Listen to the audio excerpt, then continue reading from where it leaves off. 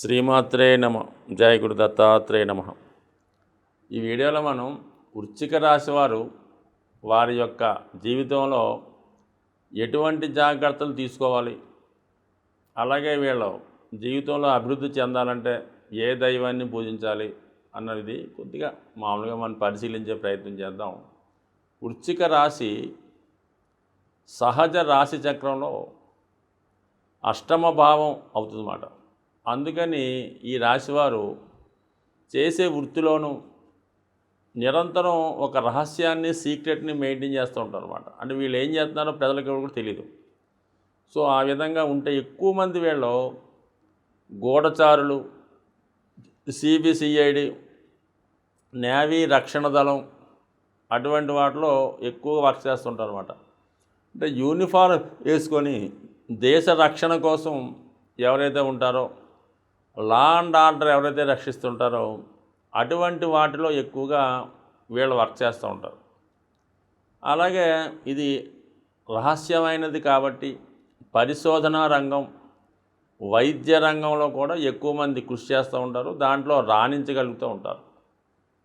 ఇక్కడ ఈ రాశి అధిపతిగా ఉన్నటువంటి కుజుడు 6వ స్థానానికి కూడా అధిపతి అవ్వటం వల్ల వీళ్ళే పోటీ అన్నట్టు అనిపిస్తూ ఉంటుంది అనమాట.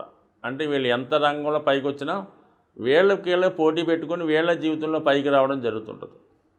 సో అలాగే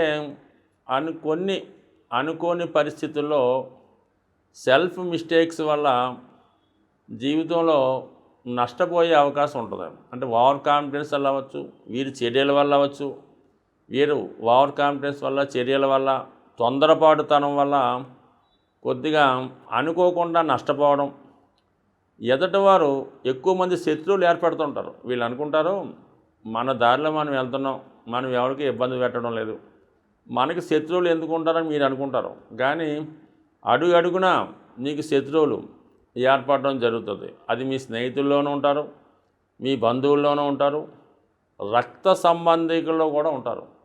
ఎప్పుడన్నా ఈ వృశ్చిక రాశి లేదా వృశ్చిక లగ్నం వారికి ఒక ఇబ్బంది కలిగింది, ఒక నష్టం కలిగిందంటే అది కేవలం రక్త సంబంధికుల వల్ల మాత్రమే జరుగుతుంది.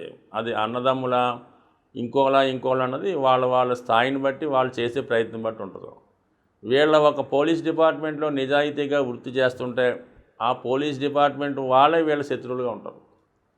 అలాగే ఒక గూఢచార సంస్థలోనో, ఒక సిబిసిఐడిలోనో, ఒక రహస్యంగా ఉన్నటువంటి రహస్యంగా కొంతమంది ఉంటారు కదా, నక్సలైట్ లాంటి వాళ్ళు. అలాగే కొంతమంది సంఘానికి వ్యతిరేకంగా కనబడకుండా ఉంటుంటారు, ఒక గ్రూప్గా ఉండి చర్యలు చేస్తూ ఉంటారు. అదేదో టెర్రరిస్టులు అనుకోవచ్చు, రకరకాలు అనుకోవచ్చు. అంటే అటువంటి వాటిలో కూడా ఉండే అవకాశం ఉందంటే కొంత రహస్య కార్యకలాపాల్లో పాల్గొనడం, రహస్యంగా వ్యవహరించడం జరుగుతుంటాయి. కాబట్టి అటువంటి గ్రూపుల్లో ఉన్న వాళ్ళు కూడా వాళ్ళతో వాళ్ళే శత్రువులుగా ఏర్పడి జాతకునికి ఇబ్బంది కలగడం, నష్టం కలగడం, అవసరమైతే లేకుండా చేయడమే జరుగుతుంటుంది. అందుకని జాగ్రత్తగా అంటే వాళ్ళు వ్యవహరించడం మంచిది.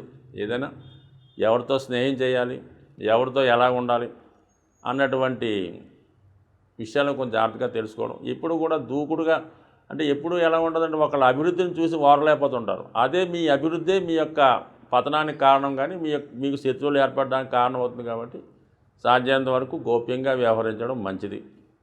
సో ఏదైనా మీ చర్యలు, మీ ఒక డైలీ రొటీన్ కార్యక్రమాలు మీ అభివృద్ధే మీకు శత్రువుగా మారుతుంటాడు. ఇక పిల్లల విషయంలో చాలా అనుకూలంగా ఉంటుంది. మీకు ఫస్ట్ సంతానం కలిగిన తర్వాత అభివృద్ధి కలుగుతుంటుంది. పిల్లలు మీకన్నా ఖచ్చితంగా అభివృద్ధి చెందుతుంటారు. అంటే ఎందుకంటే పంచమ స్థానం గురువుకి రావడం వల్ల వాళ్ళు మీకన్నా తెలివితేటలుగా ఉండి ఫ్యూచర్లో తర్వాత వాళ్ళు మిమ్మల్ని గైడ్ చేసి మిమ్మల్ని మంచి మార్గంలో పెట్టడం కానీ, మిమ్మల్ని అభివృద్ధి చేయడం కానీ జరుగుతుంటుంది. కుటుంబ స్థానం కూడా గురువుకే రావడం వల్ల ఆర్థిక విషయాల్లోనూ, కుటుంబ విషయాల్లోనూ, సంతాన విషయాల్లోనూ మీకు సంతానం కలిగిన తర్వాత ఇంప్రూవ్మెంట్ రావడం జరుగుతుంటుంది. ఇక సప్తమ వ్యయాధిపతిగా ఉన్నటువంటి వాడు శుక్రుడు. సాధారణంగా 99% ఈ వృశ్చిక రాశి వారికి మరి ఒక గుడ్ లుకింగ్ వైఫు, బాగా సంస్కారవంతమైన వైఫు రావడం జరుగుతుంది. అంటే అది శుక్రుడు బలాన్ని బట్టి ఉన్నప్పుడు కూడా సప్తమం శుక్రుడికి రావడం వల్ల, అది వృషభ రాశి అవ్వడం వల్ల 100% ఒక మంచి అందమైన భార్య రావడం జరుగుతుంది. అయితే వీళ్ళకి వివాహం జరిగిన తర్వాత బంధువులు దూరం అవుతారు. జాగ్రత్తగా గమనిస్తే అటు కుటుంబ సభ్యులు, అటు పేరెంట్సు, అటు అన్నదమ్ములు, అక్కచెల్లెలు ఎవరైనా అవ్వండి, వివాహం ముందు ఈ జాతకుడితో దగ్గర బంధువుల యొక్క బ్లడ్ రిలేషన్స్ యొక్క మనస్తత్వం అలాగే అటాచ్మెంటు ఒక విధంగా ఉంటుంది. వీళ్ళ వివాహం తర్వాత ఉన్నటువంటి బంధాలు బంధుత్వాలు ఒక విధంగా ఉంటాయి. అంటే జాతకుడు పూర్తిగా మారిపోయి అని అనుకుంటూ ఉంటారు. కానీ ఈ జాతకులు ఎక్కువగా భార్యకి సంతానానికి మొదట విలువిస్తారు. దాని తర్వాత మిగతా అది పేరెంట్సా అన్నదమ్ములు అన్నది వాళ్ళకి తర్వాత విలువిస్తూ ఉంటారు. సో ఈ విధంగా వీళ్ళ యొక్క అటాచ్మెంటు భార్య పిల్లలతో ఎక్కువగా ఉంటుంది కాబట్టి అది మిగతా వాళ్ళతో దూరమైనట్టుగా కనబడుతుంటుంది. కానీ అది దూరం దగ్గర అన్నది తర్వాత విషయం, కానీ అలాగే అనిపిస్తూ ఉంటుంది పబ్లిక్లో. సో ఈ విధంగా ఉంటుంది. అష్టమ లాభాధిపతిగా ఉన్నటువంటి బుధుడు అంటే వీళ్ళ విద్య ఎంత చదువుకుంటారో, ఎంత పరిశోధన చేస్తారో, ఎంత కష్టపడతారో దానికి తగు విధంగానే వీళ్ళ అభివృద్ధి ఉండడం కూడా జరుగుతూ ఉంటుంది అన్నమాట. సో అంటే వీళ్ళ స్వయం కృషితోనే జీవితంలో పైకొచ్చి ఆర్థికపరమైన విజయాన్ని సాధించడం జరుగుతుంటుంది. సో ఆ విధంగా ఉంటుంది. చాలా వరకు మరి వీళ్ళకి ఉద్యోగమే బాగుంటుంది, వ్యాపారం అన్నది కలిసి రాదు. సో ఆ విధంగా ఉంటే వీళ్ళకి భాగ్యాధిపతి చంద్రుడు, దశమాధిపతి రవి. అందుకని నేను ఎక్కువ శాతం వీళ్ళు ప్రభుత్వ ఉద్యోగంలో బాగా రాణించగలుగుతుంటారు. నెంబర్ 1 అంటే డాక్టర్లు అయినా ఏ వృత్తిలో ఉన్నా కూడా ప్రభుత్వానికి సంబంధించిన వృత్తిలో ఉంటేనే బాగా రాణించగలుగుతుంటారు. చంద్రుడు భాగ్యాధిపతి అవ్వడం వల్ల సాధారణంగా అది విదేశంలోనో వేరే రాష్ట్రంలోనో వేరే ప్రాంతంలోనే రాణించగలుగుతుంటారు అన్నమాట. సొంత ప్రాంతంలో ఎక్కడైతే చదువుకొని ఎక్కడైతే పుట్టి పెడతారో ఆ ఊళ్ళో ఉన్నప్పుడు పెద్దగా ఇంప్రూవ్మెంట్ రాదు. సో ఏదో వ్యవసాయ కుటుంబాల్లో జన్మించి ఈ వ్యవసాయం చేసుకున్న వాళ్ళు వేరే చిన్న చిన్న వృత్తులు ఆటో గీటో నడుపుకునే వాళ్ళు తప్ప జాతకుడు జీవితంలో పైకి రావాలంటే ఖచ్చితంగా దూరంగా ఉండాలి. ఒకవేళ ప్రభుత్వ ఉద్యోగం చేసినా కూడా మనం ఇందాక ఉదాహరించినట్టు ఈ సెంట్రల్ గవర్నమెంటో సెక్యూరిటీ ఫోర్సో అలా దూరంగా ఉండడం జరుగుతుంటుంది అన్నమాట. సో ఆ విధంగా ఈ జాతకులు ప్రభుత్వ రంగ సంస్థల్లో బాగా రాణించగలుగుతుంటారు.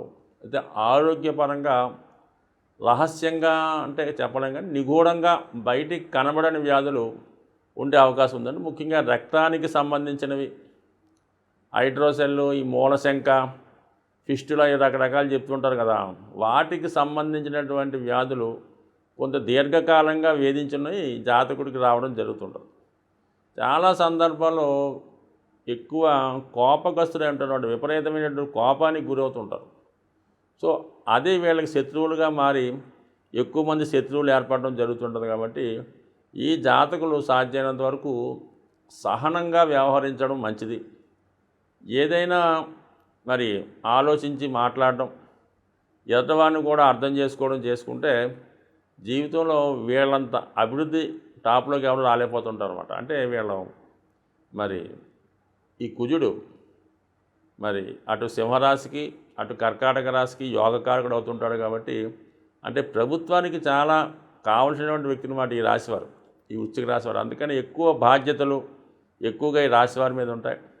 చాలామంది ప్రధానమంత్రులు అవ్వచ్చు, ముఖ్యమంత్రులు అవ్వచ్చు, హోమ్ మినిస్టర్స్ అవ్వచ్చు, ఇదే రాశి లేదా లగ్నం లేదా మనకి దీనికి సంబంధించినటువంటి ఏదో ఒక దశమాధిపతో లగ్నాధిపతో ఏదో ఒకటి కనెక్షన్ లేకుండా వీళ్ళు అడ్మినిస్ట్రేషన్ రంగంలో కానీ ప్రభుత్వ పరిపాలనా రంగంలో కానీ రాణించలేకపోతుంటారు. ఏదో ఒక కనెక్షన్ ఈ రాశి వారికి 100% కనెక్ట్ అయి ఉంటుంది. అటు సెంట్రల్ గవర్నమెంట్ ఉద్యోగాలైనా రాజకీయ రాజకీయాలైనా ఇవన్నీ వృశ్చిక రాశి కంపల్సరీగా మరి ఈ ప్రభుత్వం సంబంధించిన వాటిలో ఎక్కువ డామినేట్ చేస్తుంటుంది. దానికి మనం ప్రధానమంత్రి మోడీ గారు కూడా ఈ వృశ్చిక రాశి జాతకులు అవడం వల్ల ఆయన కంటిన్యూగా భారతదేశాన్ని పరిపాలించే శక్తిని సత్తాని కలిగి ఉన్నారు.